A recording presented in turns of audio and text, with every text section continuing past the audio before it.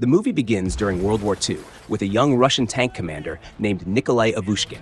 His village is attacked by German forces. With only one tank and a small crew, Ivushkin bravely faces a much larger German tank unit led by expert commander Klaus Jaeger. Using clever tactics, Ivushkin destroys several German tanks, but is eventually captured after his tank is disabled. 3 years later, Ivushkin is a prisoner of war in a German camp.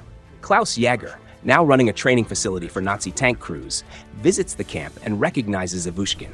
Instead of executing him, Jaeger offers him a strange deal: lead a team of Russian prisoners in a captured T-34 tank for German training exercises. The Germans want real battle conditions to train their crews. Ivushkin accepts, but secretly begins planning an escape. Ivushkin carefully chooses his crew: mechanic Vasily, gunner Stepan, loader Seraphim, and translator Anya, a young woman forced to work with the Nazis. They are given limited ammo and a fixed tank with trackers, so the Germans can monitor them during exercises. However, Vasily repairs the tank in secret, restoring its full power. During the first training mission, Ivushkin uses the T-34's power and his strategy to surprise the German observers.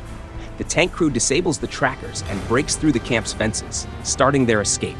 Jaeger is shocked and furious. He begins hunting them down, using other German tanks and troops to block their path.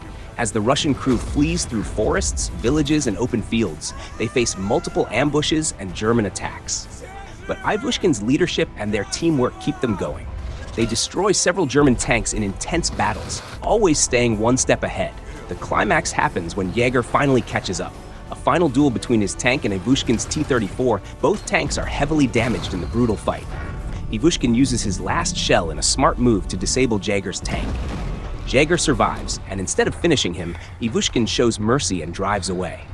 Jaeger watches silently, respecting his rival. The movie ends with Ivushkin and his crew finally crossing into safe territory. They step out of the tank, exhausted but alive, having reclaimed their freedom and dignity through courage and unity.